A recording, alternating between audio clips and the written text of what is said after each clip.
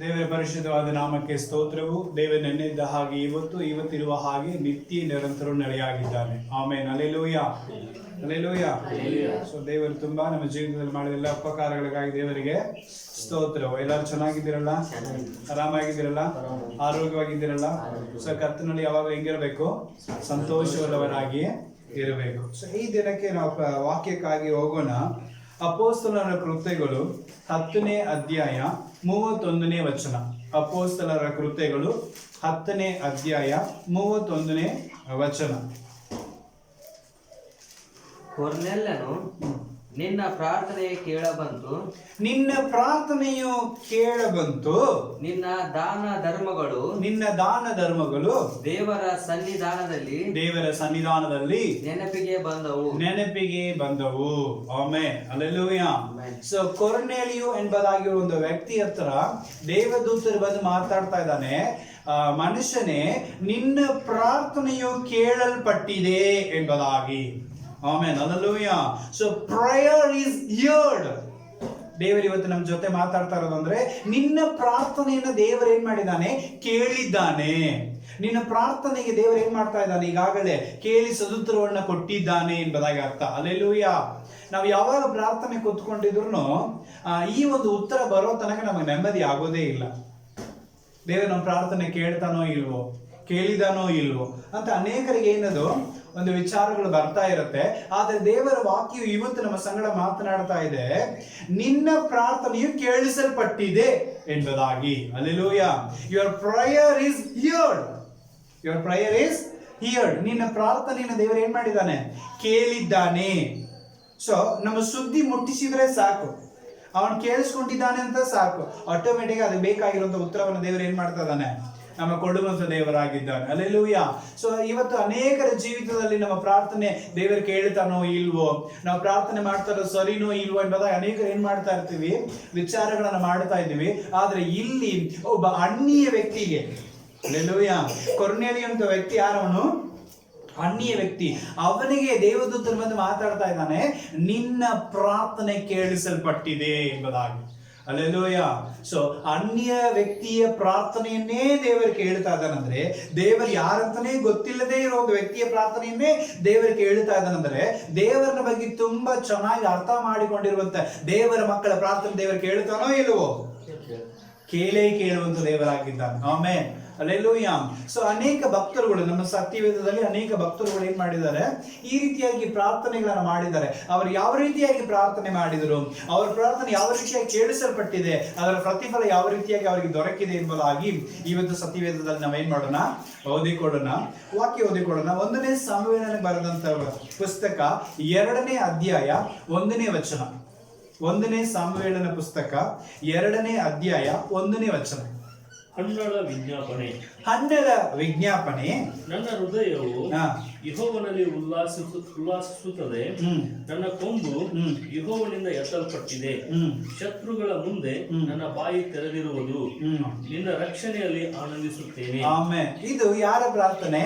ಹಣ್ಣಲನ ಪ್ರಾರ್ಥನೆ. ಹಲ್ಲೆಲೂಯಾ. ಹಣ್ಣಲನ ಪ್ರಾರ್ಥನೆ. ಈ ಪ್ರಾರ್ಥನೆ ಸ್ವಲ್ಪ ವ್ಯತ್ಯಾಸವಾದ ಒಂದು ಪ್ರಾರ್ಥನೆ. ನಮಗೆ ಯಾವಾಗಲೂ ಹಣ್ಣಲನ ಪ್ರಾರ್ಥನೆ ಅಂತ ಹೇಳಿದ್ರೆ ನಮಗೇನ್ ಗೊತ್ತಾಗತ್ತೆ? 1ನೇ ಅಧ್ಯಾಯದಲ್ಲಿ 9ನೇ ವಚನದಲ್ಲಿ ನಮಗೆ ಗೊತ್ತಿರುವ ಪ್ರಕಾರವಾಗಿ ಒಂದು ಪ್ರಾರ್ಥನೆ ನಮಗೆ ಗೊತ್ತು. 11ನೇ ವಚನ ಅನಿಸುತ್ತೆ. ಅದರಲ್ಲಿ ಏನ್ ಪ್ರಾರ್ಥನೆ ಮಾಡ್ತಾಳೆ? ಸೈನ್ಯಗಳ ಆಕೆಯು ಒಂದು ಪ್ರಮಾಣವನ್ನು ಮಾಡಿ ಹೇಳಿದ್ದು ಏನಂದರೆ, ಸೈನ್ಯಗಳ ಕರ್ತನೆ, ನೀನು ನಿಶ್ಚಯವಾಗಿ ನಿನ್ನ ದಾಸಿಯ ದೀನತೆಯನ್ನು ನೋಡಿ ನಿನ್ನ ದಾಸಿಯನ್ನು ಮರೆಯದೆ ನನ್ನನ್ನು ನೆನೆಸಿ ನಿನ್ನ ದಾಸಿಗೆ ಗಂಡು ಮಗುವನ್ನು ಕೊಟ್ಟರೆ ಅವನು ಬದುಕುವ ಎಲ್ಲಾ ದಿವಸಗಳಲ್ಲಿ ಅವನನ್ನು ಕರ್ತನಿಗೆ ಒಪ್ಪಿಸಿಕೊಡುವೆನು. Amen, hallelujah. ಇದು ಹಣ್ಣಳ ಮಾಡಿದಂತ ಒಂದು ಪ್ರಾರ್ಥನೆ. ಹಣ್ಣಳನ ಪ್ರಾರ್ಥನೆ ಕೇಳಿಸಲ್ಪಟ್ಟಿದೆಯಾ ಎಂಬುದಾಗಿ ನೋಡುವಾಗ ಕೇಳಿಸಲ್ಪಟ್ಟಿದೆ ಎಂಬುದಾಗಿ 2ನೇ ಅಧ್ಯಾಯದಲ್ಲಿ 1ನೇ ವಚನದಲ್ಲಿ ಈಗಾಗಲೇ ಅವಳು ಪ್ರಾರ್ಥನೆ ಮಾಡ್ತಾ ಇದ್ದಾಳೆ. ಮತ್ತೆ ಅವಳು ಕೇಳಿಸಲ್ಪಟ್ಟಿದ್ದಕ್ಕೋಸ್ಕರ ಒಂದು ಪ್ರಾರ್ಥನೆ ಮಾಡ್ತಾ ಇದ್ದಾಳೆ. ಏನಂತ ಪ್ರಾರ್ಥನೆ ಮಾಡ್ತಾಳೆ ಅಂದ್ರೆ, ದೇವರೇ, ನೀನು ನನ್ನ ಪ್ರಾರ್ಥನೆ ಏನ್ ಮಾಡಿದ್ದಿ? ಅಂಗೀಕರಿಸಿದ್ದಿ. ನಾನು ಇವತ್ತು ಸಂತೋಷವಾಗಿದ್ದೀನಿ. ನನ್ನ ಶತ್ರುಗಳ ಬಾಯಿಗಳಲ್ಲಿ ಮುಚ್ಚಿದ್ದಿ ಎಂಬುದಾಗಿ ಅವಳು ಏನ್ ಮಾಡ್ತಾ ಇದ್ದಾಳೆ? ಪ್ರಾರ್ಥನೆ ಮಾಡ್ತಾ ಇದ್ದಾಳೆ. ಅಂದ್ರೆ ಅವಳು ಪ್ರಾರ್ಥನೆ ಕೇಳಿಸಲ್ಪಟ್ಟಿದೆ. ಹಣ್ಣನ ಪ್ರಾರ್ಥನೆ ಏನಾಗಿದೆ ರೀ? ಕೇಳಿಸಲ್ಪಟ್ಟಿದೆ. ಯಾಕಂದ್ರೆ ಅವಳು ಒಂದು ಪ್ರಮಾಣದ ಪ್ರಾರ್ಥನೆ ಮಾಡಿದರು, ಒಂದು ಹರಿಕೆಯ ಪ್ರಾರ್ಥನೆ ಮಾಡಿದರು. ಕರೆಕ್ಟಾ? ಹನ್ನೆರಡನೇ ಪ್ರಾರ್ಥನೆ ಅಂದ್ರೆ ನಮಗೆ ಗೊತ್ತಿರೋದು ಒಂದು ಏನದು, ಹರಿಕೆಯ ಪ್ರಾರ್ಥನೆ. ಹಲ್ಲೆಲೂಯಾ. ಅವಳು ಒಂದು ಪ್ರಮಾಣದೊಂದಿಗೆ, ಒಂದು ಹರಿಕೆಯೊಂದಿಗೆ ಅವಳು ಏನ್ ಮಾಡ್ತಾ ಇದ್ದಾಳೆ, ಪ್ರಾರ್ಥನೆ ಮಾಡಿದ ಪ್ರಕಾರವಾಗಿ ದೇವರು ಅವಳ ಪ್ರಾರ್ಥನೆಯನ್ನು ಕೇಳಿ ಸದುತ್ತರವನ್ನ ಕೊಟ್ಟನು. ಆಮೆನ್. ಹಲ್ಲೆಲೂಯಾ. ಸೊ ನಮ್ಮ ಜೀವಿತದಲ್ಲಿ ಕೂಡ ನಾವು ಒಂದು ಪ್ರಮಾಣದೊಂದಿಗೆ ಪ್ರಾರ್ಥನೆ ಮಾಡೋದಾದ್ರೆ ನಮ್ಮ ಪ್ರಾರ್ಥನೆ ಕೂಡ ದೇವರ ಸಮ್ಮುಖದಲ್ಲಿ ಕೇಳಿಸಲ್ಪಡುತ್ತೆ. ಆಮೆನ್. ಹಲ್ಲೆಲೂಯಾ. ಒಂದು ತೀರ್ಮಾನದೊಂದಿಗೆ ನಾವು ಪ್ರಾರ್ಥನೆ ಮಾಡುವಾಗ ನಮ್ಮ ಪ್ರಾರ್ಥನೆ ಕೇಳಿಸಲ್ಪಡುತ್ತೆ. ಆಮೆನ್. ಹಲ್ಲೆಲೂಯಾ. ಇವತ್ತು ಅನೇಕರ ಜೀವಿತದಲ್ಲಿ ಏನಿಲ್ಲ, ಸುಮ್ಮನೆ ಏನೋ ದಾನೋ ಅಂತ ಹೇಳಿ ನಾವೇನ್ ಮಾಡ್ತಾ ಇರ್ತೀವಿ, ಪ್ರಾರ್ಥನೆ ಮಾಡ್ತಾ ಇರ್ತೇವೆ. ಸೊ ನಿಜವಾಗ್ಲೂ ಇಕ್ಕಟ್ಟಿನ ಪರಿಸ್ಥಿತಿನಲ್ಲಿ ಅವಳು ಎಂತ ವೇದನೆಯಲ್ಲಿ ಇದ್ಲು, ಎಂತ ಕಷ್ಟದಲ್ಲಿ ಇದ್ಲು, ಅವಳ ಶತ್ರುಗಳನ್ನ ಬಾಯಿಗಳು ಯಾವ ರೀತಿ ಮಾತಾಡ್ತಾ ಇತ್ತು ಎಂಬುದಾಗಿ ನಮಗೇನಿದೆ ತುಂಬಾ ಚೆನ್ನಾಗಿ ಗೊತ್ತಿದೆ ಅಲ್ವಾ. ಸೊ ಆದ ಕಾರಣ ಅವಳು ಹೇಳ್ತಾ ಇದ್ದಾಳೆ, ನನ್ನ ಶತ್ರುಗಳನ್ನು ಬಾಯಿಗಳನ್ನು ಮುಚ್ಚುವಂತೆ ನನ್ನ ಪ್ರಾರ್ಥನೆ ಕೇಳಿದ್ದೀನಿ. ಆಮೇಲೆ ಹಲ್ಲೆಲೂಯಾ. ಹನ್ನಳನ ಪ್ರಾರ್ಥನೆಯನ್ನ ಕೇಳಿದಂತ ದೇವರು, ಕೊರ್ನೇಲಿನ ಪ್ರಾರ್ಥನೆಯನ್ನ ದೇವರು ಕೇಳಿದಂತ ದೇವರು ಇವತ್ತು ನನ್ನ ಪ್ರಾರ್ಥನೆಯನ್ನ ಕೇಳಲಿಕ್ಕೆ ಆತನು ಶಕ್ತನಾಗಿದ್ದಾನೆ. ಆಮೇಲೆ ಹಲ್ಲೆಲೂಯಾ. ವಾಕ್ಯ ಓದಿಕೊಳ್ಳೋಣ. 2ನೇ ಪೂರ್ವಕಾಲ ವೃತ್ತಾಂತ 7ನೇ ಅಧ್ಯಾಯ 1ನೇ ವಚನ. 2 Chronicles chapter 7 verse 1. ಸೊಲೊಮೋನನು ಪ್ರಾರ್ಥಿಸುವುದನ್ನು ಮುಗಿಸಿದ ಕೂಡಲೇ ಆಕಾಶದಿಂದ ಬೆಂಕಿ ಬಿದ್ದು ಸರ್ವಾಂಗ ಹೋಮ ದ್ರವ್ಯಗಳನ್ನು, ಯಜ್ಞ ಮಾಂಸವನ್ನು ದಹಿಸಿ ಬಿಟ್ಟಿತು. ಹಲ್ಲೆಲೂಯಾ. ಸಾಲಮೋನನು ಪ್ರಾರ್ಥನೆ ಮಾಡಿದ ಕೂಡಲೇ ಆಕಾಶದಿಂದ ಏನ್ ಬಂತಂತೆ, ಬೆಂಕಿ ಇಳಿದು ಬಂದು ಅವನ ದೇವರಿಗೋಸ್ಕರ ವಿಧಿಸಿದಂತೆ ಎಲ್ಲ ನಿಯಮ ಅಂದ್ರೆ ಯಜ್ಞ ವೇದಿಗಳನ್ನ ಅದೇನ್ ಮಾಡ್ತಿತ್ತಂತೆ, ಅದು ಸುಟ್ಟು ಹಾಕಿತ್ತು ಎಂಬುದಾಗಿ ನೋಡ್ತಾ ಇದ್ದಾರೆ. ಹಲ್ಲೆಲೂಯಾ. ಸಾಲಮೋನನ ಪ್ರಾರ್ಥನೆ ಕೇಳಿಸಲ್ಪಟ್ಟಿದೆ. ಆಮೆನ್. ಹಲ್ಲೆಲೂಯಾ. ಸಾಲಮೋನನ ಪ್ರಾರ್ಥನೆ ಏನಂತ ನಮಗೆ ತುಂಬಾ ಚೆನ್ನಾಗಿ ಗೊತ್ತಿದೆ. ಹಲ್ಲೆಲೂಯಾ. ಅವನು ರಾಜನಾಗಿರುವಾಗ ಒಂದು ಪ್ರಾರ್ಥನೆ ಮಾಡಿದ. ಏನಂತೆ, ಇಂಥ ದೊಡ್ಡ ಇಸ್ರಾಯೇಲ್ ಜನರನ್ನು ನಡೆಸ್ಕೊಂಡು ಹೋಗ್ಲಿ ಬೇಕಾಗಿರುವಂತ ಜ್ಞಾನವನ್ನು ಕೊಡು ಸ್ವಾಮಿ ಅಂತ ಕೇಳುವಾಗ ದೇವರ ಮೆಚ್ಚಿ ಅವನ ಜ್ಞಾನ, ಐಶ್ವರ್ಯ, ಸಂಪತ್ತು, ಕೀರ್ತಿ ಎಲ್ಲವನ್ನು ದೇವರು ಏನ್ ಮಾಡಿದ, ಅವನಿಗೆ ಅತಿಗವಾಗಿಯೇ ಕೊಟ್ಟನು. ಆಮೇನ್. ಹಲ್ಲೆಲೂಯಾ. 2ನೇದಾಗಿ ಒಂದೊಂದು ಕಡೆ ಪ್ರಾರ್ಥನೆ ಮಾಡ್ತಾ ಇದ್ದಾನೆ, ನಿನ್ನ ಜನರು ತಗ್ಗಿಸಿಕೊಂಡು ತನ್ನ ಪಾಪಗಳನ್ನ ಮರೆತು ನಿನ್ನ ಸಮ್ಮುಖದಲ್ಲಿ ಬಂದು ನಿನ್ನ ಕಡೆಗೆ ತಿರುಗಿಕೊಂಡು ಪ್ರಾರ್ಥನೆ ಮಾಡೋದಾದರೆ ಪರಲೋಕದಲ್ಲಿರುವಂತ ದೇವರು ಅವರ ಕೂಗನ್ನು ಕೇಳಿ ಅವರಿಗೆ ಏನ್ ಮಾಡು, ನೀನು ಅವರ ದೇಶಕ್ಕೆ ಕ್ಷೇಮವನ್ನು ಕೊಡು ಎಂಬುದಾಗಿ ಅವನು ಪ್ರಾರ್ಥನೆ ಮಾಡುತ್ತಾ ಇದ್ದಾನೆ. ಹಲ್ಲೆಲೂಯಾ.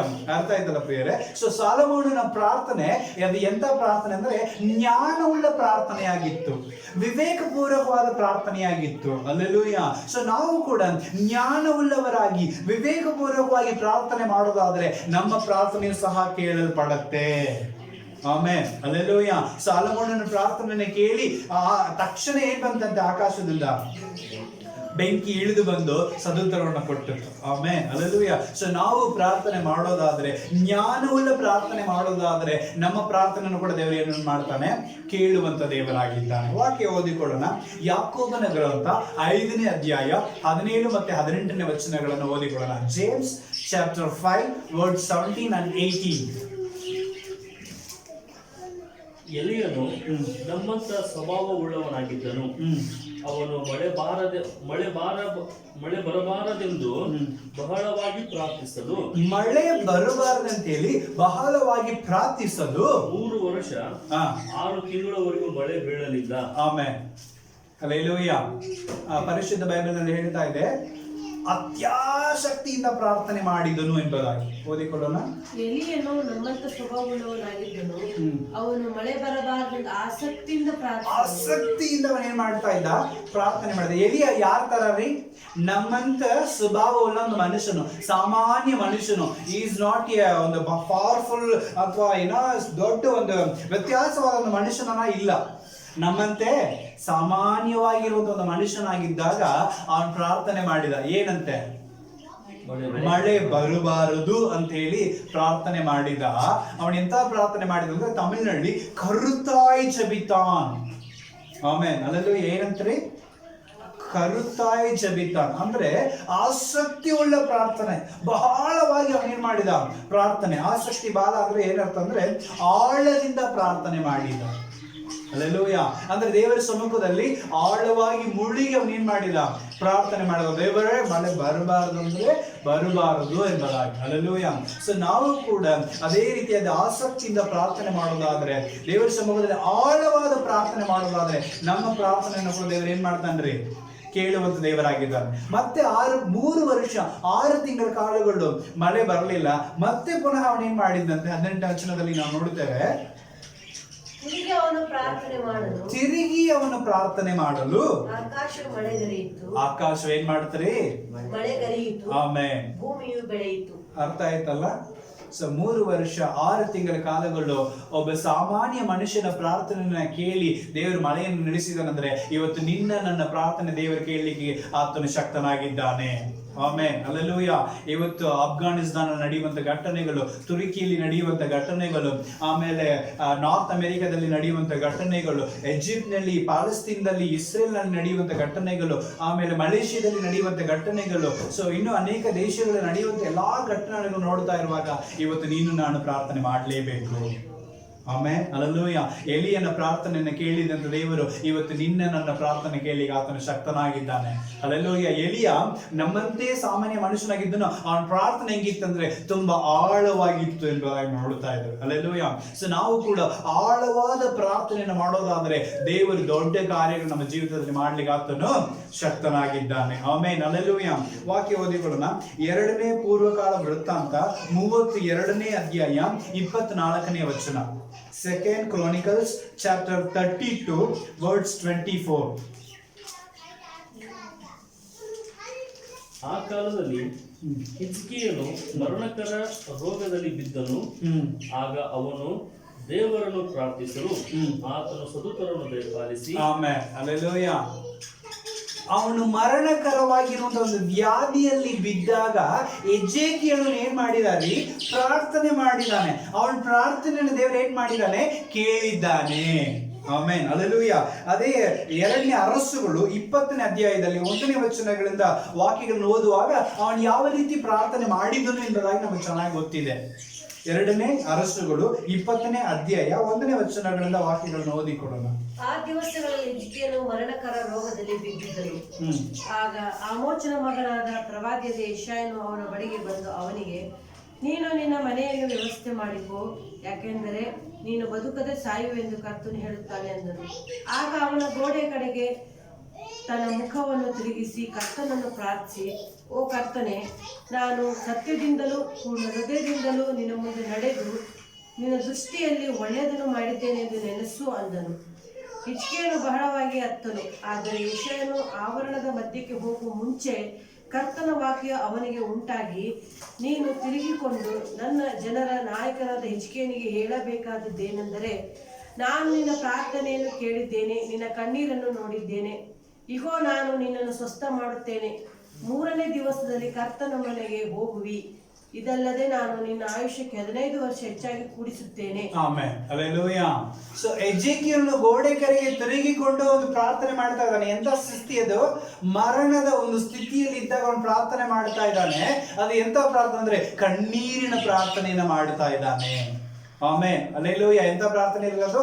ಕಣ್ಣೀರಿನ ಪ್ರಾರ್ಥನೆ. ಅದಕ್ಕೆ ಆ ಯೆಶಾಯ ಪ್ರವಾದಿ ಬಂದು, ಇನ್ನು ಮುಂದೆ ನೀವು ಬದುಕೋದಲ್ಲ, ಇವತ್ತೇ ಸಾಹಿತಿ ಅಂತ ಹೇಳಿ ಎಚ್ಚರಿಸಿದಾಗ ಅವನ ಗೋಡೆ ಕಡೆಗೆ ತಿರುಗಿಕೊಂಡು ಕಣ್ಣೀರಿನಿಂದ ಪ್ರಾರ್ಥನೆ ಮಾಡಿದಾಗ ಮತ್ತೆ ದೇವರ ವಾಕ್ಯವು ಅಂದ್ರೆ ಯೆಶಾಯ ಇನ್ನೂ ಅವನೇನು ಆಗ್ಲಿಲ್ಲ ಅಂತೆ, ಆವರಣ ದಾಟಲಿಲ್ಲ, ಅರಮನೆ ದಾಟಲಿಲ್ಲ, ಆ ಸ್ಥಳವನ್ನ ಇನ್ನು ಬಿಟ್ಟು ಹೊರಗೆ ಹೋಗ್ಲಿಲ್ಲ. ಅವನಿನ್ನು ಹೋಗೋದ್ರಷ್ಟೊಳಗಾಗಿಯೇ ದೇವರ ಸದೂತ್ರ ಅವನು ಬರ್ತಾ ಇದೆ, ಹೋಗು, ಅವನಿಗೆ ನೀನು ಹೇಳು, ಅವನ ಪ್ರಾರ್ಥನೆಯನ್ನು ಕೇಳಿದ್ದೀನಿ, ಅವನ ಕಣ್ಣೀರನ್ನು ನಾನು ನೋಡಿದ್ದೀನಿ, ಅವನ ಆಯುಷ್ಯಗಳನ್ನು 15 ವರ್ಷ ಏನ್ ಮಾಡ್ತಾ ಇದ್ದೀನಿ, ಹೆಚ್ಚಿಸ್ತೇನೆ ಎಂಬುದಾಗಿ ದೇವರು ಉತ್ತರ ಕೊಡ್ತಾ ಇದ್ದಾನೆ. Amen, hallelujah. ಸೊ ಎಜೇಕಿಯಲ್ನ ಕಣ್ಣೀರಿನ ಪ್ರಾರ್ಥನೆಯನ್ನು ಕೇಳಿದಂತ ದೇವರು ಇವತ್ತು ನಿನ್ನ ನನ್ನ ಕಣ್ಣೀರಿನ ಪ್ರಾರ್ಥನೆ ದೇವರು ಕೇಳಲಿಕ್ಕೆ ಆತನ ಶಕ್ತನಾಗಿದ್ದಾನೆ. Amen, hallelujah. ಸೊ ನಿಜವಾಗಲೂ ಎಂತ ಒಂದು ಭಾರವಾದ ಕಣ್ಣೀರಿನ ಪ್ರಾರ್ಥನೆ. ಇವತ್ತು ನಮಗೆ ಕಷ್ಟ ಬಂದಾಗ ಅಷ್ಟೇ ಕಣ್ಣೀರು ಬರ್ತಾ ಇರುತ್ತಲ್ಲ, ಹಲ್ಲೆಲೂಯಾ. ನಮಗ ಅಂತ ಬಂದಿರುವಾಗ ಎಷ್ಟು ಕಣ್ಣೀರು ಬರುತ್ತೆ. ಅದೇ ದೇವರ ಸಮ್ಮುಖದಲ್ಲಿ ಕೂತ್ಕೊಂಡು ಕಣ್ಣೀರು ಬರುತ್ತೆ ನಮಗೆ. ದೇವರ ಸಮ್ಮುಖದಲ್ಲಿ ಕುತ್ತುಕೊಂಡು ಭಾರವುಳ್ಳ ಕಣ್ಣೀರಿನ ಪ್ರಾರ್ಥನೆ ಮಾಡುವಾಗ ನಮ್ಮ ಪ್ರಾರ್ಥನೆ ಕೇಳಿಸಲ್ಪಡುತ್ತೆ ಪ್ರಿಯರು. ಆಮೇನ್. ಅಲ್ಲೆಲೂಯ. ಎಜೆಕಿಯೇಲ್ ನೆನೆಸಲಿಲ್ಲ, ಇವತ್ತೇ ಸಾಯ್ತೀನಿ ಅಂತ ಒಂದು ಡೆಡ್ ಲೈನ್ ಅನ್ನು ಕೊಟ್ಟು ಹೋಗಿದ್ರು. ಅಲ್ಲೆಲೂಯ. ಆದರೆ ಅವನ ಕಣ್ಣೀರು ಅವನ ಆಯುಷ್ಯಗಳನ್ನು ಏನ್ ಮಾಡುತ್ತು, 15 ವರ್ಷಕ್ಕೆ ಹೆಚ್ಚಿಸಿತ್ತು ಎಂಬುದಾಗಿ ನೋಡ್ತಾ ಇದ್ದೇವೆ. ಯಾಕಂದ್ರೆ ಅವನ ಪ್ರಾರ್ಥನೆ ಕೇಳಿಸಲ್ಪಟ್ಟಿದೆ. ಆಮೇಲೆ ಅದರಲ್ಲಿ ವಾಕ್ಯ ಓದಿಕೊಳ್ಳೋಣ. ಡ್ಯಾನಿಯಲ್ನ ಗ್ರಂಥ 6ನೇ ಅಧ್ಯಾಯ 10 ಮತ್ತೆ 22ನೇ ವಚನ. ಫಸ್ಟ್ ಡ್ಯಾನಿಯಲ್ 6ನೇ ಅಧ್ಯಾಯ 10ನೇ ವಚನವನ್ನು ನಾವು ಓದಿಕೊಳ್ಳೋಣ.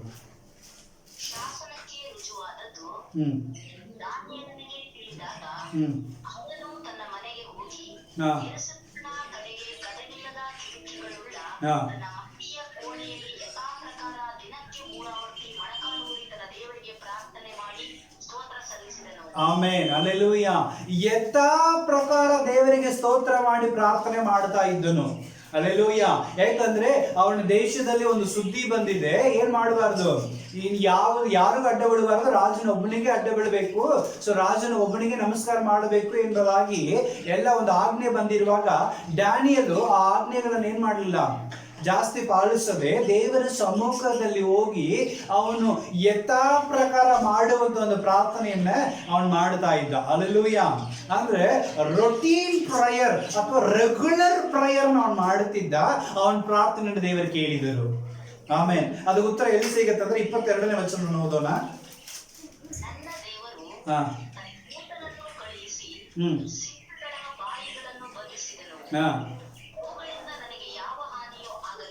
ಆಮೇನ್. ಅಲ್ಲೆಲೂಯ. ನನ್ನ ದೇವರು ತನ್ನ ದೂತರುಗಳನ್ನು ಕಳಿಸಿ ಸಿಂಹಗಳ ಬಾಯಿಗಳನ್ನು ಕಟ್ಟಿದನು, ಅವುಗಳಿಂದ ನನಗೆ ಯಾವುದೇ ಹಾನಿಗಳು ಆಗಲಿಲ್ಲ. ಇದು ಗೊತ್ತಿದೆ ನಮಗೆ. ಯಾಕಂದ್ರೆ ಈ ಸುದ್ದಿ ಗೊತ್ತಾದ ತಕ್ಷಣ ಅವನು ತಗೊಂಡೋಗಿ ಏನ್ ಮಾಡ್ತಾರ್ರಿ, ಸಿಂಹದ ಗವಿ ಒಳಗೆ ಹಾಕ್ತಾರೆ. ರಾಜನಿಗೆ ಮನಸ್ಸಿಲ್ಲ ಅಂದ್ರೂ ಅವನ ಆಜ್ಞೆ ಪ್ರಕಾರ ಅವನ ಏನ್ ಮಾಡ್ಬೇಕಾಗಿತ್ತು, ಹಾಕ್ಲೇಬೇಕಾಗಿತ್ತು. ಅಲ್ಲೆಲೂಯ. ಆದ್ರೆ ಸಿಂಹದ ಗವಿಯಲ್ಲಿ ಹಾಕಿದನು ಸಹ ಅವನು ಯಥಾ ಪ್ರಕಾರ ಪ್ರಾರ್ಥನೆ ಮಾಡ್ತಾ ಇದ್ದನು. ಆಮೇನ್. ಅಲ್ಲೆಲೂಯ. ಅವನ್ daily routine prayer, regular prayer ಅವನ್ ಮಾಡ್ತಾನೆ ಇದ್ದ. ಕಷ್ಟ ಬರ್ಲಿ, ರೋಗ ಬರ್ಲಿ, ತೊಂದರೆ ಬರ್ಲಿ, ಪರಿಸ್ಥಿತಿ ಏನೇ ಆಗಲಿ, ತನ್ನ ಪ್ರೇಯರ್ನ ರೆಗ್ಯುಲರ್ ಆಗಿ ಮಾಡುತ್ತಿದ್ದ. ಆಮೇಲೆ ಅಲ್ಲೆಲೂಯ. ಹಾಗಾಗಿ ಅವನ ಪ್ರಾರ್ಥನೆಯನ್ನು ದೇವರು ಕೇಳಿದನು. ರಾಜನು ಬಂದು ಕೇಳ್ತಾ ಇದ್ದಾನೆ, ನಿನ್ನ ಎಡಬಿಡದೆ ಆರಾಧಿಸುವಂತ ದೇವರು ನಿನ್ನನ್ನು ತಪ್ಪಿಸಿದಾನಾ ಅಂತ ರಾಜನ ಕೇಳುವಾಗ, ಹೌದು ದೇವರೇ, ಹೌದು ರಾಜನೇ, ಚಿರಂಜೀವಿಯಾಗಿರು. ಯಾಕಂದ್ರೆ ನನ್ನ ದೇವರು ನನ್ನ ದೂತರುಗಳನ್ನ ಏನ್ ಮಾಡಿದ್ದಾನೆ, ಕಳಿಸಿ ಅವರ ಬಾಯಿಗಳನ್ನ ಕಟ್ಟಿದ್ದಾನೆ. ಸಾಕ್ಷಿ. ಆಮೇಲೆ ಅಲ್ಲೆಲ್ಲೂ ಇವತ್ತು ನಾವೇನ್ ಮಾಡ್ತಾ ಇರ್ತೀವಿ, ಅನೇಕರಿಗೆ ಪ್ರಾರ್ಥನೆ ಮಾಡ್ಲಿಕ್ಕೆ ಏನಿಲ್ಲ, ಸಮಯ ಇಲ್ಲ. ಇವತ್ತು ಅನೇಕರಿಗೆ ರೆಗ್ಯುಲರ್ ಪ್ರಾರ್ಥನೆ ಕಂಟಿನ್ಯೂ ಮಾಡೋದೇ ಇಲ್ಲವೇ ಇಲ್ಲ. ಅಲ್ಲೆಲೂಯ. ಯಾವ್ದೋ ಒಂದು ಕಾರಣದಲ್ಲಿ ನಾವು ರೊಟೀನ್ ಪ್ರೇಯರ್ಗಳನ್ನು ಏನ್ ಮಾಡ್ತಾ ಇರ್ತೀವಿ, ನಾವು ತಪ್ಪಿಸ್ತಾನೆ ಇರ್ತೀವಿ ಅಥವಾ ಜಾಯಿನ್ ಆಗೋದೇ ಇಲ್ಲ. ಅಲ್ಲೆಲೂಯ. ಯಾಕಂದ್ರೆ ಸಮ್ಟೈಮ್ಸ್ ಏನ್ ಮಾಡ್ತಾ ಇರ್ತೀವಿ, ಟ್ರಾವೆಲ್ ಅಂತ ಹೋಗ್ಬಿಟ್ಟಿರ್ತೀವಿ. ಸಮ್ಟೈಮ್ಸ್ ಏನಾಗ್ತಾ ಇರ್ತೀವಿ, ಬೆಳಗಿನಂತ ಹೇಳಿ ನಾವು ಏನ್ ಮಾಡ್ಬಿಡ್ತೀವಿ, ಪ್ರಾರ್ಥನೆ ಬಿಟ್ಟು ಬಿಡ್ತೀವಿ. ಸಮ್ಟೈಮ್ಸ್ ಏನ್ ಮಾಡ್ತಾ ಇರ್ತೀವಿ, ನಿದ್ದೆ ಬಂದ್ಬಿಟ್ಟೈತಿ ಅಂತ ಹೇಳಿ ಮರೆತು ನಾವೇನ್ ಮಾಡ್ತಾ ಇರ್ತೀವಿ, ರೊಟೀನ್ ಪ್ರೇಯರ್ ಗಳನ್ನು ಮಿಸ್ ಮಾಡ್ತಾ ಇರ್ತೀವಿ. ಇನ್ನು ಸಮ್ಟೈಮ್ಸ್ ಯಾರು ಗೆಸ್ಟ್ ಬಂದ್ರು ಅಥವಾ ನಾವೆಲ್ಲ ಹೊರಗೆ ಹೋಗಿದ್ದೀವಿ, ಈ ರೀತಿ ಅನೇಕ ಒಂದು ನೆಪಗಳನ್ನ ಹೇಳಿ ನಮ್ಮ ರೆಗ್ಯುಲರ್ ಪ್ರೇಯರ್ ನಾವೇನ್ ಮಾಡ್ತಾ ಇರ್ತೀವಿ, ಬ್ರೇಕ್ ಮಾಡ್ತಾನೆ ಇರ್ತೀವಿ. ಅಲ್ಲೆಲೂಯ. ಆದ ಕಾರಣ ನಮ್ಮ ಪ್ರಾರ್ಥನೆಗಳು ಕೇಳಿಸಲ್ಪಡ್ತಾ ಇಲ್ಲ. ಆದ್ರೆ ಅವ್ನು ನೋಡ್ರಿ, ಆದೇಶ ಬಂದೈತಿ ಮಾಡಬಾರ್ದಂತೆ, ಅವ್ನ ಮನಸ್ಸನ್ನು ಮಾಡ್ಕೊಂಡು ಸುಮ್ಮನೆ ಬಿಡ್ಬೋದಾಯ್ತಲ್ಲ. ಆದ್ರೆ ಅವನ್ ಏನ್ ಮಾಡಿಲ್ಲ, ಯಥಾ ಪ್ರಕಾರವಾಗಿ ಹೋಗಿ ಮೊಣಕಾಲು ಇಟ್ಕೊಂಡು ಅವನ್ ಏನ್ ಮಾಡ್ತಿದ್ದಂತೆ, ಯೆರೂಸಲೇಮಿನ ಕೈಗಳನ್ನು ಎತ್ತಿಕೊಂಡು ಪ್ರಾರ್ಥನೆ ಮಾಡ್ತಿದ್ದ. ಅಂದ್ರೆ ಅವನ ಜೀವಿತದಲ್ಲಿ ರೊಟೀನ್ ಆಗಿ ಪ್ರಾರ್ಥನೆ ಅನ್ನೋದು ಒಂದು ಕೆಲಸವಾಗಿ, ಒಂದು ಅಂಗವಾಗಿ ಅವನ್ ಫಿಕ್ಸ್ ಮಾಡ್ಕೊಂಡ. ಈ ಟೈಮ್ ನಲ್ಲಿ ಏನೇ ಬಂದರೂ ನಾವು ಪ್ರಾರ್ಥನೆ ಬಿಡಬಾರ್ದು ಅಂತೇಳಿ ಅವನು ತೀರ್ಮಾನ ಮಾಡಿಕೊಂಡಿದ್ದ. ಅಲ್ಲೆಲೂಯ. ಆ ರೆಗ್ಯುಲರ್ ಪ್ರೇಯರ್ ಅನೇಕ ದಿನ ಮಾಡ್ತಾ ಬಂದಂತ ರೆಗ್ಯುಲರ್ ಪ್ರೇಯರ್ನ ಅವನು ಬಿಡ್ಲಿಕ್ಕೆ ಮನಸ್ಸಿಲ್ಲದೆ ಕಾರಣ ಅವನು ಸಿಂಹದ ಗವಿಯಲ್ಲಿ ಇದ್ದಾಗಲೂ ಸಿಂಹವನ್ನು ನೋಡ್ತಾ ಇಲ್ಲ, ಅವನು ಕಷ್ಟಗಳನ್ನು ನೋಡ್ತಾ ಇಲ್ಲ, ಮುಂದೆ ಇರುವಂತ ಸಮಸ್ಯೆಗಳು ನೋಡ್ತಾ ಇಲ್ಲ. ಅವನು ಯಥಾ ಪ್ರಕಾರ ದೇವರ ಸಮ್ಮುಖದಲ್ಲಿ ಮೊಣಕಾಲು ಇಟ್ಕೊಂಡು ಅವನು ಏನ್ ಮಾಡ್ತಿದ್ದ, ಅವನು ಪ್ರಾರ್ಥನೆ ಮಾಡ್ತಾ ಇದ್ದ. ಆಮೆನ್. ಅಲ್ಲೆಲೂಯ. ಆದ ಕಾರಣ ಅವನ ರೆಗ್ಯುಲರ್ ಪ್ರೇಯರ್ ದೇವರ ಸಮ್ಮುಖದಲ್ಲಿ ಕೇಳಿಸಲ್ಪಟ್ಟಿದೆ. ಆಮೆನ್. ಅಲ್ಲೆಲೂಯ. ಇವತ್ತು ನಾನು ನೀನು ರೆಗ್ಯುಲರ್ ಆಗಿ ಪ್ರಾರ್ಥನೆ ಮಾಡೋದಾಗಿದ್ರೆ ನನ್ನ ಪ್ರಾರ್ಥನೆಯನ್ನು ಕೂಡ ದೇವರು ಏನ್ ಮಾಡ್ತಾನ್ರಿ, ಕೇಳುವಂತ ದೇವರಾಗಿದ್ದಾನೆ. ಆಮೆನ್. ಯಾವುದೇ ವಿಷಯ ಬಂದರೂ ನಾವ್ ಏನ್ ಮಾಡಬಾರದು, ಪ್ರೇಯರ್ನ ಬ್ರೇಕ್ ಮಾಡಬಾರ್ದು. ನಮ್ಮ ರೊಟೀನ್ ಪ್ರೇಯರ್ನ ಖಂಡಿತವಾಗಿ ನಾವು ಏನ್ ಮಾಡ್ಲೇಬೇಕು, ನಡೆಸಲೇಬೇಕು. ಯಾಕಂದ್ರೆ ದೇವರು ಅದನ್ನೂ ಸಹ ಏನ್ ಮಾಡ್ತಾ ಇರ್ತಾನೆ, ಗಮನಿಸ್ತಾ ಇರ್ತಾನೆ. ಯಾಕಂದ್ರೆ ನನಗೆ ಇಂಪಾರ್ಟೆನ್ಸ್ ಕೊಡ್ತಾರ, ಅವ್ರ ಸ್ವಂತ ಕೆಲಸಗಳಿಗೆ ಇಂಪಾರ್ಟೆನ್ಸ್ ಕೊಡ್ತಾನೆ ಎಂಬುದಾಗಿ ದೇವರು ನೋಡ್ತಾ ಇರ್ತಾರೆ ಪ್ರಿಯ. ಹಲ್ಲೆಲೂಯಾ. ಸೊ ನಮ್ಮ ಪ್ರಾರ್ಥನೆಯನ್ನು ದೇವರಿಗೆ ಕೇಳಬೇಕಂದ್ರೆ ನಮ್ಮ ರೆಗ್ಯುಲರ್ ಪ್ರೇಯರ್, ಡ್ಯಾನಿಯಲ್ ಮಾಡಿದ ರೆಗ್ಯುಲರ್ ಪ್ರೇಯರ್ನ ನಮ್ಮ ಜೀವಿತದಲ್ಲಿ ಸಹ ನಾವು ಏನ್ ಮಾಡಬೇಕು, ಮಾಡುವವರಾಗಿರ್ಬೇಕು. ವಾಕ್ಯ ಓದಿಕೊಳ್ಳೋಣ. ಲೂಕನ ಬರೆದಂತ ಗ್ರಂಥ ಸುವಾರ್ತೆ 18ನೇ ಅಧ್ಯಾಯ 13-14ನೇ ವಚನ. Luke chapter 18 words 13 and 14. ಆದರೆ ಆ ಸುಂಕದವನು ದೂರದಲ್ಲಿ ನಿಂತು ಆಕಾಶದ ಕಡೆಗೆ ಕಣ್ಣೆತ್ತಿ ನೋಡುವುದಕ್ಕೂ ಮನಸ್ಸಿಲ್ಲದೆ ಎದೆಯನ್ನು ಬಡಿದುಕೊಳ್ಳುತ್ತಾ, ದೇವರೇ, ಪಾಪಿಯಾದ ನನ್ನನ್ನು ಕರುಣಿಸು ಅಂದನು. ಇವನು ನೀತಿವಂತನೆಂದು ನಿರ್ಣಯಿಸಲ್ಪಟ್ಟವನಾಗಿ ತನ್ನ ಮನೆಗೆ ಹೋದನು. ಆ ಫರಿಸಾಯನು ಅಂತವನಾಗಿ ಹೋಗಲಿಲ್ಲ. ಆಮೆನ್. ಹಲ್ಲೆಲೂಯಾ. ಫರಿಸಾಯನು ಸುಂಕದವನು ಇಬ್ಬರು ಒಂದು ಪ್ರಾರ್ಥನೆ ನಮಗೆ ತುಂಬಾ ಚೆನ್ನಾಗಿ ಗೊತ್ತಿದೆ. ಇಬ್ರು ದೇವರ ಸಮ್ಮುಖಕ್ಕೆ ಹೋಗ್ತಾರೆ. ಒಬ್ಬನು ಫರಿಸಾಯನು ಹೋಗಿ ಅವನು ಏನ್ ಮಾಡ್ತಾ ಇದ್ದಾನೆ, ಅವನು ದಿನಕ್ಕೆ ದೇವರ ಸಮ್ಮುಖದಲ್ಲಿ ಕೊಚ್ಚಿಕೊಂಡು ಪ್ರಾರ್ಥನೆ ಮಾಡ್ತಾ ಇದ್ದಾನೆ. ಆದ್ರೆ ಈ ಸುಂಕದವನು ಏನ್ ಮಾಡ್ತಾ ಇದ್ದಾನೆ, ಸ್ವಾಮಿ, ನಿನ್ನ ಸಮ್ಮುಖದಲ್ಲಿ ಕುತ್ಕೊಳ್ಳಿಕ್ಕೂ ನನಗೆ ಅರ್ಹತೆ ಇಲ್ಲ, ನಿನ್ನ ನೋಡ್ಲಿಕ್ಕೂ ನನಗೆ ಯೋಗ್ಯತೆ ಇಲ್ಲ, ಪಾಪಿಯಾಗಿರುವಂತ ನನ್ನ ಮೇಲೆ ನೀನ್ ಏನ್ ಮಾಡು, ನೀನು ದಯವಿಡು ಎಂಬುದಾಗಿ ಸುಂಕದವನು ಏನ್ ಮಾಡ್ತಾ ಇದ್ದಾನೆ, ಅಲ್ಲಿ ಪ್ರಾರ್ಥನೆ ಮಾಡ್ತಾ ಇದ್ದಾನೆ. ಆಮೆನ್. ಹಲ್ಲೆಲೂಯಾ. ಸೊ ಇವನ ಪ್ರಾರ್ಥನೆ ದೇವರ ಸಮ್ಮುಖದಲ್ಲಿ ಕೇಳಿಸಲ್ಪಟ್ಟು ಅವನು ನೀತಿವಂತನಾಗಿ ಹಿಂದಿರುಗಿ ಹೋದನು ಎಂಬುದಾಗಿ ನಾವು ನೋಡ್ತಾ ಇದ್ದೇವೆ. ಹಲ್ಲೆಲೂಯಾ. ಸೊ ನಮ್ಮ ಪ್ರಾರ್ಥನೆಯಲ್ಲಿ ಎಂತ ಇರಬೇಕಂದ್ರೆ ತಾಳ್ಮೆ ಇರಬೇಕು. ತಾಳ್ಮೆಯುಳ್ಳ ಪ್ರಾರ್ಥನೆಯನ್ನ ದೇವರು ಕೇಳುವಂತವನಾಗಿದ್ದಾನೆ. ತಗ್ಗಿಸಿಕೊಳ್ಳುವಂತ ಪ್ರಾರ್ಥನೆ ದೇವರು ಏನ್ ಮಾಡ್ತಾನ್ರಿ, ಕೇಳುವಂತ ದೇವರಾಗಿದ್ದಾನೆ. ಹಲ್ಲೆಲೂಯಾ. ಹಲ್ಲೆಲೂಯಾ. ಇವತ್ತು ಅನೇಕರು ಏನ್ ಮಾಡ್ತಾ ಇದ್ದಾರೆ, ನಾನು ಉಪವಾಸ ಮಾಡ್ತಾ ಇದ್ದೇನೆ, ನಾನು ಏನ್ ಮಾಡ್ತಾ ಇದ್ದೇನೆ, ಕಾಣಿಕೆ ಕೊಡ್ತಾ ಇದ್ದೇನೆ, ನಾನು ಏನ್ ಮಾಡ್ತಾ ಇದ್ದೇನೆ, ನಿನಗೋಸ್ಕರ ಎಷ್ಟೆಲ್ಲಾ ಕಷ್ಟಪಟ್ಟು ಆಳೈಗೆ ಬರ್ತಾ ಇದ್ದೇನೆ, ನನ್ನ ಎಲ್ಲಾ ವಿಷಯದಲ್ಲಿ ನನಗೆ ಇಂಪಾರ್ಟೆನ್ಸ್ ಕೊಡ್ತಾ ಇದ್ದೇನೆ ಎಂಬುದಾಗಿ ದೇವರಿಗೆ ನಮ್ಮ ವಿಷಯಗಳನ್ನ ಹೆಚ್ಚಾಗಿ ಏನ್ ಮಾಡೋದು, ಮುಂದಿಟ್ಟುಕೊಂಡು ಪ್ರಾರ್ಥನೆ ಮಾಡೋದ ಕಾರಣದಿಂದ ನಮ್ಮ ಪ್ರಾರ್ಥನೆ ಏನ್ ಮಾಡ್ತಾ ಇಲ್ಲ, ಕೇಳಿಸಲ್ಪಡ್ತಾ ಇಲ್ಲ.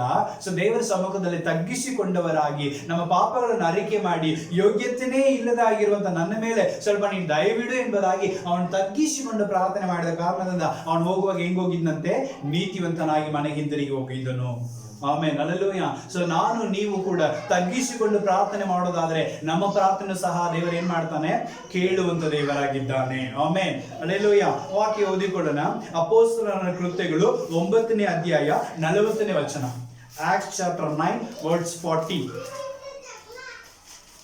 ಪೇತ್ರನು ಅವರೆಲ್ಲರನ್ನು ಹೊರಕ್ಕೆ ಕಳುಹಿಸಿ ಮೊಣಕಾಲೂರಿ ಪ್ರಾರ್ಥನೆ ಮಾಡಿ ಶವದ ಕಡೆಗೆ ತಿರುಗಿಕೊಂಡು, ತಬಿತಾ, ಹೇಳು ಅಂದನು. ಆಮೆನ್. ಹಲ್ಲೆಲೂಯಾ. ವಾಕ್ಯ ಹೇಳ್ತಾ ಇದೆ, ಪೇತ್ರನು ಎಲ್ಲರನ್ನು ಹೊರಗೆ ಕಳಿಸಿ ಬಾಗಿಲನ್ನು ಹಾಕಿಕೊಂಡು ಮೊಣಕಾಲಿಟ್ಟುಕೊಂಡು ಪ್ರಾರ್ಥನೆ ಮಾಡಿದ್ದನು ಎಂಬುದಾಗಿ ನಾವು ನೋಡ್ತಾ ಇದ್ದೇವೆ. ಪೇತ್ರನು ಎಂತ ಪ್ರಾರ್ಥನೆ ಮಾಡಿದ್ದಾರೆ, ಇವನು ಮೊಣಕಾಲೂರಿಕೊಂಡು ಪ್ರಾರ್ಥನೆ ಮಾಡಿದ್ದ. ಯಾಕಂದ್ರೆ ಮೊಣಕಾಲಿಗೆ ಶಕ್ತಿ ಇದೆ. ನಾವು ಮಾಡುವಂತ ಸ್ತುತಿ ಆರಾಧನೆ ಎಲ್ಲದಕ್ಕಿಂತಲೂ ನಮ್ಮ ಮೊಣಕಾಲು ಊರಿದ್ರೆ ಸೈತಾನ ನಡುಗಲಿಕ್ಕೆ ಶುರು ಮಾಡ್ತಾನೆ. ನಮ್ಮ ಮೊಣಕಾಲು ದೇವರ ಸಮ್ಮುಖದಲ್ಲಿ ನಾವು ಹಾಕಿರುವಾಗ ಸೈತಾನಗಳಲ್ಲಿ ಏನಾಗಿ ಬರ್ತಾ ಇರತ್ತೆ, ಲಯ ಬರ್ತಾ ಇರತ್ತೆ. ಹಲ್ಲೆಲೂಯಾ. ಪೇತ್ರ ನೋಡ್ರಿ, ಸತ್ತಂತ ಶವದ ಹತ್ರ ಕುತ್ಕೊಂಡು ಪ್ರಾರ್ಥನೆ ಮಾಡ್ತಾ ಇದ್ದಾನೆ. ಎಂತ ಪ್ರಾರ್ಥನೆ ಅಂದ್ರೆ ಮೊಣಕಾಲು ಊರಿಕೊಂಡು ಅವನು ದೇವರ ಸಮ್ಮುಖದಲ್ಲಿ ಪ್ರಾರ್ಥನೆ ಮಾಡ್ತಾ ಇದ್ದಾನೆ. ಹಲ್ಲೆಲೂಯಾ. ಶವದ ಕಡೆಗೆ ತಿರುಗಿಕೊಂಡು ತಬಿತಲೇ ಎದ್ದಲು ಎಂಬುದಾಗಿ ಏನ್ ಮಾಡ್ತಾ ಇದ್ದಾನೆ ಹೇಳುವಾಗ, ಸತ್ತಂತ ಮಗಳು ಜೀವಂತವಾಗಿ ಎದ್ದು ಕುತ್ಕೊಂಡು ಊಟ ಮಾಡ್ತಾ ಇದ್ದಾಳೆ ಎಂಬುದಾಗಿ ನಾವು ನೋಡುತ್ತೇವೆ. ಆಮೆನ್. ಹಲ್ಲೆಲೂಯಾ. ಅಂದ್ರೆ ಸತ್ತಂತ ಶ್ರವಕ್ಕೆ, ಡೆಡ್ ಬಾಡಿಗೆ ದೇವರ ಜೀವವನ್ನು ಕೊಡ್ತಾನಂದ್ರೆ ಮೊಣಕಾಲಿಗೆ ಎಷ್ಟು ಶಕ್ತಿ ಇರಬೇಕು. ಆಮೆನ್. ಹಲ್ಲೆಲೂಯಾ. ಸೊ ನಮ್ಮ ಜೀವಿತದಲ್ಲಿ ಮೊಣಕಾಲಿನ ಪ್ರಾರ್ಥನೆ ಇದೆಯಾ? ನಾವು ಮೊಣಕಾಲು ಊರಿ ಪ್ರಾರ್ಥನೆ ಮಾಡೋದಾದ್ರೆ ನಮ್ಮ ಪ್ರಾರ್ಥನೆ ದೇವರ ಸಮ್ಮುಖದಲ್ಲಿ ಕೇಳಿಸಲ್ಪಡುತ್ತೆ. ಆಮೆನ್. ಹಲ್ಲೆಲೂಯಾ. ಸೊ ನನ್ನ ಯುದ್ಧ ಮೊಣಕಾಲಿನಲ್ಲಿ ಇರಬೇಕು. ಆಮೇಲೆ ಹಲ್ಲೆಲೂಯಾ. ಮೊಣಕಾಲಿನಲ್ಲಿ ನಾವು ಪ್ರಾರ್ಥನೆ ಮಾಡೋದಾದ್ರೆ ನಮ್ಮ ಪ್ರಾರ್ಥನೆ ದೇವರ ಸಮ್ಮುಖದಲ್ಲಿ ಕೇಳಿಸಲ್ಪಡುತ್ತೆ. ಆಮೆನ್. ಹಲ್ಲೆಲೂಯಾ. ಸೊ ನಾವು ಇವತ್ತು ಅನೇಕರು ಏನ್ ಮಾಡ್ಬಿಟ್ಟಿವಿ, ಮೊಣಕಾಲು ಹಾಕೋದನ್ನೇ ಬಿಟ್ಟು ಬಿಡ್ತೀವಿ. ಆಗಿನ ಕಾಲದಲ್ಲಿ ಎಲ್ಲ ಅವರೆಲ್ಲ ಸಾಧಿಸಿದ ಎದರಿಂದ, ಮೊಣಕಾಲಿನಲ್ಲಿ. ಹಲ್ಲೆಲೂಯಾ. ಇವತ್ತು ನಾವು ಮೊಣಕಾಲು ಒಂದ್ 2 ನಿಮಿಷದ ಮೇಲೆ ನಮ್ಮ ಮೊಣಕಾಲಿನಲ್ಲಿ ನಿದ್ರೋಗೆ ಇಲ್ಲ. ಹಲ್ಲೆಲೂಯಾ. ಮೊಣಕಾಲು ಅಂದ್ರೆ ಮೊಣಕಾಲುಗಳಿಗೆ ಶಕ್ತಿ ಬರೋದು ಯಾವಾಗ, ಮೊಣಕಾಲು ಊರುವಾಗಲೇ. ಹಲ್ಲೆಲೂಯಾ. ಯಾಕಂದ್ರೆ ಮೊಣಕಾಲುಗಳು ಏನಾಗ್ಬೇಕಲ್ಲಿ, ಗಟ್ಟಿ ಆಗ್ಬೇಕು, ಸ್ಟ್ರಾಂಗ್ ಆಗ್ಬೇಕು. ಅದು ಒಂದು ರೀತಿ ಕಾಪು ಕಚ್ಚಬೇಕಂತ, ಅಂದ್ರೆ ಅದು ಒಂಥರ ಚರ್ಮ ಅಲ್ಲ, ಗಟ್ಟಿ ಆಗತ್ತೆ. ಏನಂತ ಇರೋದಕ್ಕೆ ಮರಗಟ್ಟು ಹೋಗಿರ್ಬೇಕು. ಅಷ್ಟು ಮಟ್ಟಿಗಿದ್ದರೆ ಮಾತ್ರ ನಿನ್ನ ಪ್ರಾರ್ಥನೆ ಬಹಳ ಉಳ್ಳದಾಗಿದೆ ಅಂತ ಅರ್ಥ. ಆಮೇಲೆ ಅಲ್ಲೆಲ್ಲೋ, ಯಾಕಂದ್ರೆ ಮೋಶೆ ಅಲ್ಲಿ ಆ ಗುಡ್ಡದ ಮೇಲೆ ನಿಂತುಕೊಂಡು ಏನ್ ಮಾಡಿದ, ಅವನು ಕೈಗಳನ್ನು ಎತ್ತುಕೊಂಡು ಪ್ರಾರ್ಥನೆ ಮಾಡಿದ. ಆದ್ರೆ ಯಾವಾಗ ಅವನಿಗೆ ಜೋಳು ಬೀಳ್ತಾ ಇತ್ತು ಅವಾಗೆಲ್ಲ ಅವನಿಗೆ ಸೋರು ಬರ್ತಾ ಇತ್ತು, ಯಾವಾಗ ಮೇಲೆ ಎತ್ತಲ್ಪಡ್ತಾ ಇತ್ತು ಅವಾಗೆಲ್ಲ ಜಯ ಬರ್ತಾ ಇತ್ತು. ನಾವು ಕೂಡ ಇವತ್ತು ಅನೇಕ ನಾವು ಮೊಣಕಾಲುಗಳು ಏನಾಗ್ಬಿಟ್ಟಿತ್ತೆ, ಸೋತು ಹೋಗ್ಬಿಟ್ಟೈತಿ, ಅದು ಗಟ್ಟಿ ಆಗ್ತಾ ಇಲ್ಲ. ಸೊ ಮೊಣಕಾಲು ಊರಿ ನೀನು ನಾನು ಪ್ರಾರ್ಥನೆ ಮಾಡೋದಾದ್ರೆ ನಮ್ಮ ಪ್ರಾರ್ಥನೆ ಸಹ ದೇವರು ಏನ್ ಮಾಡ್ತಾನ್ರಿ, ಕೇಳ್ತಾನೆ. ಎಂತ ಪ್ರಾರ್ಥನೆ ಅಂದ್ರೆ ಒಂದು ಬಿಡುಗಡೆ, ಸತ್ತಂತ ಶವಕ್ಕೆ ಏನ್ ಬರ್ತಾ ಇದೆ, ಅಲ್ಲಿ ಜೀವ ಬಂದಿದೆ ಅಂದ್ರೆ ಆ ಒಂದು ಮೊಣಕಾಲಿಗೆ ಎಷ್ಟು ಶಕ್ತಿ ಇರಬೇಕಂತ ಸ್ವಲ್ಪ ನಾವು ಯೋಚನೆ ಮಾಡೋಣ. ಆಮೇಲೆ ಡ್ಯಾನಿಯಲ್ ಕೂಡ ಅಲ್ಲಿ ಅದೇ ತರ ಓದಿದ್ದೇವೆ. ಅವನು ಯಥಾ ಪ್ರಕಾರ ಹೋಗಿ ಮೊಣಕಾಲು ಇಟ್ಟುಕೊಂಡು ಯೆರೂಸಲೇಮ್ ಕಡೆ ತಿರುಗಿಕೊಂಡು ಅವನು ಪ್ರಾರ್ಥನೆ ಮಾಡಿದನು ಎಂಬುದಾಗಿ. ಆಮೇಲೆ ಆದ ಕಾರಣ ಮೊಣಕಾಲಿನಲ್ಲಿ ಇದ್ದದ್ದು ಶಕ್ತಿ ಆ ಸಿಂಹದ ಬಾಯಿಗಳನ್ನ ಕಟ್ಟಿದೆ. ಆಮೇಲೆ ಅಲ್ಲೆಲ್ಲೂ ಸೊ ನಾವು ಕೂಡ ಮೊಣಕಾಲು ಹಾಕಿಕೊಂಡು ಪ್ರಾರ್ಥನೆ ಮಾಡೋದಾದ್ರೆ ಇವತ್ತು ನಾವು ಎಷ್ಟು ಮ್ಯಾಕ್ಸಿಮಮ್ ಟ್ರೈ ಮಾಡ್ರಿ, ಇವತ್ತಿಂದ ನೀವು ಟ್ರೈ ಮಾಡ್ರಿ, ಸ್ಟ್ರೈಟ್ ಮೊಣಕಾಲು ಹಾಕಿಕೊಂಡು ಎಷ್ಟು ನಿಮಿಷ ನೀವು ಪ್ರೇಯರ್ ಮಾಡಕ್ ಆಗತ್ತೆ ಅಂತ. ಆಮೇಲೆ ಅಲ್ಲೆಲ್ಲೂಯಾ. ಸೊ ನಾವು ಅಟ್ಲೀಸ್ಟ್ ಮಿನಿಮಮ್ 1 ತಾಸು ಮೊಣಕಾಲಿನಲ್ಲಿ ಪ್ರೇಯರ್ ಮಾಡ್ಲಿಕ್ಕೆ ಯಾವಾಗ ದೃಢ ಹೊಂದುತ್ತೀವೋ ಆವಾಗ ನಾವು ಜಯವನ್ನು ಹೊಂದಿಕೊಂಡಿದ್ದೀವಿ ಎಂಬುದಾಗಿ ಅರ್ಥ. ಆಮೇಲೆ ಮೊಣಕಾಲಿನಲ್ಲಿ ಅಷ್ಟು ಶಕ್ತಿ ಇದೆ. ಅಲ್ಲೆಲ್ಲೂಯಾ. ಪೇತ್ರನು ಮಾಡಿದ ಮೊಣಕಾಲನ ಪ್ರಾರ್ಥನೆ ನೀನು ನಾನು ಮಾಡೋದಾದ್ರೆ ನಮ್ಮ ಪ್ರಾರ್ಥನೆ ಸಹ ಏನ್ ಮಾಡುತ್ತೆ, ಕೇಳಲ್ಪಡುತ್ತೆ. ಕೊನೆಯದಾಗಿ ವಾಕ್ಯವನ್ನು ಓದಿಕೊಳ್ಳೋಣ. ಅಪೊಸ್ತಲರ ಕೃತ್ಯಗಳು 12ನೇ ಅಧ್ಯಾಯ 5ನೇ ವಚನ. Acts chapter 12 words 5. ಪೇತ್ರನು ಸೆರೆಮನೆಯೊಳಗೆ ಕಾವಲಲ್ಲಿದ್ದಾಗ ಸಭೆಯವರು ಅವನಿಗೋಸ್ಕರ ಆಸಕ್ತಿಯಿಂದ ದೇವರಿಗೆ ಪ್ರಾರ್ಥನೆ ಮಾಡುತ್ತಿದ್ದರು. ಆಮೆನ್. ಹಲ್ಲೆಲೂಯಾ. ಸಭೆಯವರು ಪೇತ್ರನಿಗೋಸ್ಕರ ಆಸಕ್ತಿಯಿಂದ ಎಡೆಬಿಡದೆ ಪ್ರಾರ್ಥನೆ ಮಾಡ್ತಾ ಇದ್ದರು ಎಂಬುದಾಗಿ ನಾವು ನೋಡುತ್ತೇವೆ. ಆಮೆನ್. ಇಂಗ್ಲಿಷ್ ನಲ್ಲಿ ವಿತೌಟ್ ಸೀಸಿಂಗ್ ಎಂಬುದಾಗಿದೆಯಲ್ಲ, without ceasing, constant prayer. Hallelujah. ಎಡೆಬಿಡದೆ, ನಿಲ್ಲಿಸದೆ ಅವಳು ಕಾನ್ಸ್ಟೆಂಟ್ ಆಗಿ ಏನ್ ಮಾಡ್ತಿದ್ರಂತೆ, ಅವರು ಪ್ರೇಯರ್ ಮಾಡ್ತಾ ಇದ್ರು ಎಂಬುದಾಗಿ ನಾವು ನೋಡ್ತಾ ಇದ್ದೇವೆ. ಹಲ್ಲೆಲೂಯಾ. ಸೊ ಇವತ್ತು ಸಭೆಯವರು ನಾವು ಏನ್ ಮಾಡ್ತಾ ಇದ್ದೇವೆ, ಅನೇಕ ಸಭೆಗಳಲ್ಲಿ ಏನ್ ನಡೀತಾ ಇದೆ, constant prayer, regular prayer, chain prayer ಎಂಬುದಾಗಿ ನಡೀತಾನೇ ಇರುತ್ತೆ. ಅದರ ಕಾರಣ ಏನಂದ್ರೆ ಹಂಗ್ ಮಾಡ್ತಾ ಮಾಡ್ತಾ ಮಾಡ್ತಾ ಸಭೆ ಬೆಳೀತಾನೆ ಇರುತ್ತೆ. ಹಲ್ಲೆಲೂಯಾ. ಅಲ್ಲಿ ಪೇತ್ರನು ಸಭಾಪಾಲಕನು ಸೆರೆಮನೆಯಲ್ಲಿದ್ದಾನೆ, ಕಷ್ಟದಲ್ಲಿದ್ದಾನೆ, ಬಂಧನಲ್ಲಿ ಇದ್ದಾನೆ. ಅವನಿಗೋಸ್ಕರ ಸಭೆಯವರು ಏನ್ ಮಾಡ್ತಾ ಇದಾರೆ, ಕೂತ್ಕೊಂಡು ಕಾನ್ಸ್ಟೆಂಟ್ ಆಗಿ ಪ್ರೇಯರ್ ಮಾಡ್ತಾ ಇದ್ದಾರೆ, ಎಡೆಬಿಡದೆ ಪ್ರಾರ್ಥನೆ ಮಾಡ್ತಾ ಇದ್ದಾರೆ. ಹಲ್ಲೆಲೂಯಾ. ಇವತ್ತೆಲ್ಲ ಹಂಗೆ ಚೇಂಜ್ ಆಗಿಬಿಟ್ಟಿದೆ. ಸಭಾಪಾಲಕರಿಗೋಸ್ಕರ ಪ್ರಾರ್ಥನೆ ಮಾಡೋದಿಲ್ಲ, ಸಭಾಪಾಲಕರೇ ನಮಗೋಸ್ಕರ ಎಲ್ಲ ಮಾಡಬೇಕು. ಉಪವಾಸನ ಸಭಾಪಾಲಕರು ನೀವೇ ಉಪವಾಸ ಪ್ರಾರ್ಥನೆ ಮಾಡ್ರಿ, ನಮ್ಮ ಕಷ್ಟನ ಫಸ್ಟ್ ನೀವೇ ಪ್ರಾರ್ಥನೆ ಮಾಡ್ರಿ, ನಿದ್ದೆಗಟ್ಟು ನೀವು ಪ್ರಾರ್ಥನೆ ಮಾಡ್ರಿ ಅಂತೇಳಿ ಎಲ್ಲ ಯಾರ ಮೇಲೆ ಹಾಕೋದು ಈಗ. ಆಮೆನ್. ಹಲ್ಲೆಲೂಯಾ. ಸೊ ನಾವು ಆರಾಮಾಗಿರ್ತೀವಿ, ನೀವು ಪ್ರಾರ್ಥನೆ ಮಾಡ್ರಿ. ಆದ್ರೆ ಆದಿ ಕಾಲದಲ್ಲಿ, ಅಪೊಸ್ತಲರ ಕಾಲದಲ್ಲಿ ಯಾರು ಪ್ರಾರ್ಥನೆ ಮಾಡಿದ್ರು ಅಂದ್ರೆ ಸಭಾ ಪಾಲಕರಿಗೋಸ್ಕರ ಸಭೆಯವ್ರು ಏನ್ ಮಾಡ್ತಿದ್ರಲ್ಲಿ, ಎಡ್ಡೆ ಬಿಡದೆ ಪ್ರಾರ್ಥನೆ ಮಾಡ್ತಿದ್ರು, ಕಾನ್ಸ್ಟೆಂಟ್ ಆಗಿ ಪ್ರಾರ್ಥನೆ ಮಾಡ್ತಿದ್ರು, ಹಾನೆಸ್ಟ್ ಆಗಿ ಪ್ರಾರ್ಥನೆ ಮಾಡ್ತಾ ಇದ್ರು. ತಮಿಳಿನಲ್ಲಿ ವಾಕ್ಯ ಹೇಳ್ತಾ ಇದೆ, ಊಕಮಾನ ಜಪಂ ಸೈದಾರ್ಗಳು. ಆಮೆನ್. ಹಲ್ಲೆಲೂಯಾ. ಊಕಂ ಅಂದ್ರೆ ಬಲವುಳ್ಳ, ಅತ್ಯಾಸಕ್ತಿ ಉಳ್ಳ ಒಂದು ಪ್ರಾರ್ಥನೆಯನ್ನು ಏನ್ ಮಾಡಿದ್ರು ಎಂಬುದಾಗಿ ನಾವು ನೋಡ್ತಾ ಇದ್ದೇವೆ. ಹಲ್ಲೆಲೂಯಾ. ಇವತ್ತು ನಮ್ಮ ಸಭೆ ಬೆಳಿಬೇಕಂದ್ರೆ, ನಮ್ಮ ಸಭಾಪಾಲಕರು ಬೆಳಿಬೇಕಂದ್ರೆ, ನಾವು ಇನ್ನೂ ಹೆಚ್ಚಾಗಿ ಬೆಳಿಬೇಕಂದ್ರೆ ನಾವು ಸಭೆಗಾಗಿ, ಸಭಾಪಾಲಕರಿಗಾಗಿ ನಾವು ಯಾವಾಗಲೂ ಕಾನ್ಸ್ಟೆಂಟ್ ಆಗಿ ನಾವು ಏನ್ ಮಾಡ್ತಾ ಇರ್ಬೇಕು, ಪ್ರಾರ್ಥನೆ ಮಾಡ್ತಾನೆ ಇರ್ಬೇಕು. ಹಲ್ಲೆಲೂಯಾ. ಅಂದ್ರೆ ನನ್ನ ಪ್ರಾರ್ಥನೆ ದೇವರು ಏನ್ ಮಾಡ್ತಾನೆ, ಕೇಳುವಂತ ದೇವರಾಗಿದ್ದಾನೆ. ಹಲ್ಲೆಲೂಯಾ. ಇವತ್ತು ಸಭೆಯವರು ಒಟ್ಟಾಗಿ ಸೇರಿ ಬರೋದೇ ಇಲ್ಲ. ಸಭೆ ಐಕ್ಯತೆಯನ್ನು ಏನ್ ಮಾಡಬೇಡ್ರಿ, ನೀವು ಬಿಟ್ಟು ಬಿಡಬೇಡ್ರಿ ಎಂಬುದಾಗಿ ಪೇತ್ರನು ಹೇಳಿದ್ದಾನೆ. ಆಮೇಲೆ ಹಲ್ಲೆಲೂಯಾ. ಆದ್ರೆ ಇವತ್ತು ನಾವೇನ್ ಮಾಡ್ತಾ ಇದ್ದೀವಿ, ಸಭೆ ಐಕ್ಯತೆಯಲ್ಲಿ ಸೇರಿ ಬರೋದೇ ಇಲ್ಲ. ಹಲ್ಲೆಲೂಯಾ. ಸೊ ಆದ್ರೆ ಅವರ ಆದಿ ಅಪೊಸ್ತಲರು ಏನ್ ಮಾಡ್ತಿದ್ರು, ಅವ್ರ ಮನೆ ಯಾವುದು, ನಮ್ಮ ಮನೆ ಯಾವ್ದು ಅಂತಾನೆ ಗೊತ್ತಿಲ್ಲ, ಯಾವಾಗ ಯಾರ ಮನೇಲಿ ಇರ್ತಿದ್ರು ಅಂತ ಗೊತ್ತಿಲ್ಲ, ಮನೆಯಲ್ಲಿ ರೊಟ್ಟಿ ಮುರಿತಿದ್ರು, ಮನೆಯಲ್ಲಿ ಪ್ರಾರ್ಥನೆ ನಡೆಸ್ತಿದ್ರು, ಎಲ್ಲೆಲ್ಲ ಸೇರ್ತಾರೋ ಎಲ್ಲೆಲ್ಲ ಸೇರಿ ಬಂದು ಬಿಡ್ತಿದ್ರು. ಈಗ ಅವ್ರ ಮನೆ ಪಾಸ್ಟ್ ಹೋಗ್ತಾರ ಅಂದ್ರೆ ಅವ್ರ ಮನೆಯಲ್ಲಿ ಎಲ್ಲರೂ ಏನ್ ಮಾಡ್ಬಿಡ್ತಿದ್ರು, ಸೇರಿ ಬಂದು ಬಿಡ್ತಿದ್ರು. ಇವತ್ತು ಹಂಗಿಲ್ಲ, ಅವ್ರ ಮನೆಗೆ ತಾನು ಹೋಗ್ಯಾರ, ನೋಡು ಅಲ್ಲಿ ಮುಗಿಸ್ಕೊಂಡು ಇಲ್ಲಿ ಬರ್ಲಿ, ಈಗಿನ ಕಾಲದಲ್ಲಿ ನಡೆಯೋದು. ಸರಿ ಆಯ್ತು, ಇಲ್ಲಿ ಕರೆದಾರಂತ ಇಲ್ಲಿ ಪ್ರೇಯರ್ ಮಾಡಿ ಹೋಗ್ಬಿಟ್ರೆ ಅಲ್ಲಿ ಅಷ್ಟೇ ಬಂದು ಹೋಗ್ಯಾರಲ್ಲ. ಅಂದ್ರೆ ಪಾಸ್ಟರ್ ಅವರೇ ಬೇಕು, ನಾವು ಬೇಕಾಗಿಲ್ಲ ಬೇಡ, ಇವರಿಲ್ಲ ಅಂದ್ರೆ ಏನು, ನಾವು ಬೇರೆ ಯಾರೇ ಇಲ್ಲ ಅಂತ ಸೇವೆಯನ್ನು ಬಿಟ್ಟು ಸಭೆಯನ್ನು ಬಿಟ್ಟು ಹೋಗುವಂತವ್ರು ಅನೇಕರಿದ್ದಾರೆ. ಆಮೇಲೆ ಆದ್ರೆ ಆದಿ ಅಪೊಸ್ತಲರಲ್ಲಿ ಸಭೆಯಲ್ಲಿ ಹೊಂದಾಣಿಕೆಯಿಂದ ಏನ್ ಮಾಡ್ತಿದ್ರು, ಅವರು ಪ್ರಾರ್ಥನೆ ಮಾಡ್ತಿದ್ರು. ಆ ಪ್ರಾರ್ಥನೆ ದೇವರ ಸಮ್ಮುಖದಲ್ಲಿ ಕೇಳಿಸಲ್ಪಟ್ಟಿದೆ.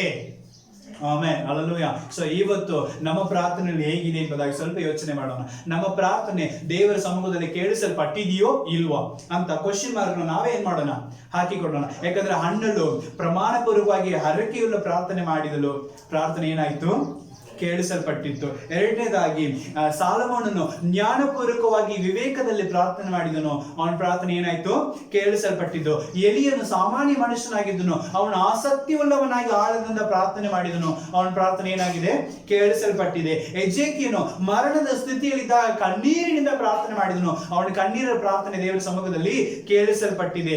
ಡ್ಯಾನಿಯಲನು ಯಥಾ ಪ್ರಕಾರ ರೊಟೀನ್ ಪ್ರೇಯರ್ನ, ರೆಗ್ಯುಲರ್ ಪ್ರೇಯರ್ನ, ಅವನು ಏನೇ ಪರಿಸ್ಥಿತಿ ಬಂದವನು ಬಿಡದೆ ಮಾಡ್ತಿದ್ದನು, ಆದ ಕಾರಣ ಅವನ ಪ್ರಾರ್ಥನೆ ಏನಾಗಿದೆ, ಕೇಳಿಸಲ್ಪಟ್ಟಿದೆ. ಆ ಸುಂಕದವನು ತಗ್ಗಿಸಿಕೊಂಡು ತಾಳ್ಮೆಯಿಂದ ಪ್ರಾರ್ಥನೆ ಮಾಡಿದನು, ಅವನ ಪ್ರಾರ್ಥನೆ ಸಹ ದೇವರ ಸಮ್ಮುಖದಲ್ಲಿ ಕೇಳಿಸಲ್ಪಟ್ಟಿದೆ. ಪೇತ್ರನು ಮೊಣಕಾಲಿಟ್ಟಿಕೊಂಡು ಆ ಶ್ರವದ ಮುಂದುಕೊಂಡು ಪ್ರಾರ್ಥನೆ ಮಾಡುವಾಗ ಅವನ ಮೊಣಕಾಲಿನ ಪ್ರಾರ್ಥನೆ ದೇವರ ಆ ಒಂದು ಪ್ರಾರ್ಥನೆ ಕೂಡ ಏನಾಗಿದೆ, ಕೇಳಿಸಲ್ಪಟ್ಟಿದೆ. ಪೇತ್ರನು ಸೆರೆಮನೆಯಿದ್ದಾಗ ಸಭೆಯರು ಅವರಿಗಾಗಿ ಪ್ರಾರ್ಥನೆ ಮಾಡುವಾಗ ಅವನ ಪ್ರಾರ್ಥನೆ ಕೂಡ ದೇವರ ಸಮ್ಮುಖದಲ್ಲಿ ಏನಾಗಿದೆ, ಕೇಳಿಸಲ್ಪಟ್ಟಿದೆ. ಅವ್ರ ಪ್ರಾರ್ಥನೆ ರೆಗ್ಯುಲರ್ ಆಗಿ ಪ್ರಾರ್ಥನೆ ಮಾಡ್ತಾನೆ ಇದ್ದಾರೆ. ಅವಾಗ ದೇವದೂತರು ಬರ್ತಾರೆ, ಸೆರೆಮನೆಯಲ್ಲಿ ಒಂದು ದೊಡ್ಡ ಭೂಕಂಪ ಬರ್ತಾ ಇದೆ, ಎಲ್ಲ ಬಂಧನಗಳು ಏನಾಗ್ತಾ ಇದೆ, ಅಲ್ಲಿ ಬಿಚ್ಚಲ್ ಬಿಡ್ತಾ ಇದೆ. ಪೇತ್ರನ ದೇವದೂತರು ಕರೀತಾ ಇದ್ದಾರೆ, ಎದ್ದು ಹೊರಗೆ ಬಾ ಅಂತ. ಆದ್ರೆ ಪೇತ್ರನಿಗೆ ಏನೋ ಕನಸು ಕಾಣ್ತಾ ಇದೀನೋ ಎಂಬುದಂಗಿಂತಿರುತ್ತೆ. ಆಮೇಲೆ ಅಲ್ಲೂ ಅವನೇನ್ ಮಾಡ್ತಾ ಇದ್ದಾನೆ, ದೇವದೂತರು ಹಿಂದೆ ಅಡ್ಡಾಡ್ಕೊಂಡು ಬರ್ತಾ ಇದ್ದಾನೆ, ಬಂದು ಹೊರಗೆ ಬಿಟ್ಟು ದೇವದೂತರು ಮರೆಯಾದ.